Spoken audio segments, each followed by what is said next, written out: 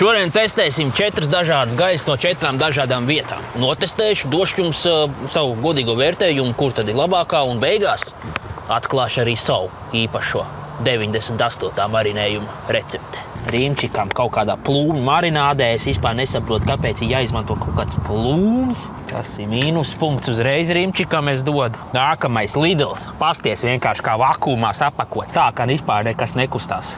O, tie ir vācieši. Šitās te eiropiešu marinādes es nesaprotu. Maksimā iepakojums jau tīri ok, ja, bet nu tas uzreiz -3 punktu pa iepakojumu. Liekam klāt. Lidliņš normāli, stabili cepjās, ja, tā kā pasāc uz autobāņu. 4. gaļa, ja, kā jau iekļaujošajā sabiedrībā, ja, mums ir šoišliks no mazās terapijas. Liekam šīro cepties. O, man jau patīk bija šoglīt, lai trubs patīrās. Labi, pirmo ņemam Rīmčiku. Ar sēdināto mašīnu, ja, pa gludu asfaltu braukt. It kā labi, bet nav raksturs. Ja. Lidl cūciņi. Man pietrūkst mežonības. Nākamais, ja, Maksims armēņu vistiņi. Ok. Ir labi. Ir nedaudz trokšņains, bet no A līdz B aizvedīs. Tā, nu tad pēdējā gaļa, ja, tas, ko man dot, ja es nonāktu Ellē katru dienu. Nu, viss ir labi jau, bet tā vienkārši tukšgaita ir. Ja jūs negribat baigi iespringt uz dzīvi, tad es teiktu Maksims vistiņi armēņu. Sajies.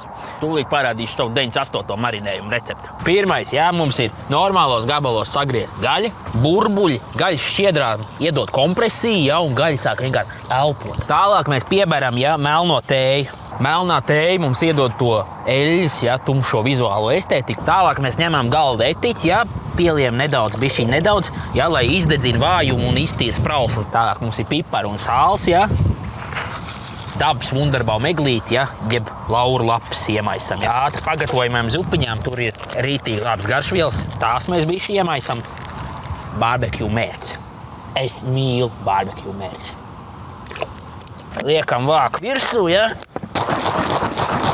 Pasties uz to krēmīgo putiņu. Visi vienmēr vienkārši apēd līdz pēdējiem un prasa vēl. Kur te, protams, bez padomiem priekš Jāņiem, ja. Pirmkārt, ja tu brauc Jāņos dzēs, tu esi stups. Otrkārt, ja tu ar kādu dāmu saskaties un viņa aiziet uz mežu, tas nevienmēr nozīmē, ka viņa tev aicina meklēt papardu ziedu. Dažreiz viņi vienkārši iet nokārtoties, saka vēl pieredzi. Treškārt, odi iet pie tiem, kur visvairāk svīst un smird. Te man nav padomu, tas ir vienkārši fakts. Svinat atbildīgi un priecīgs svēks jūs asfaltu bruņinieki.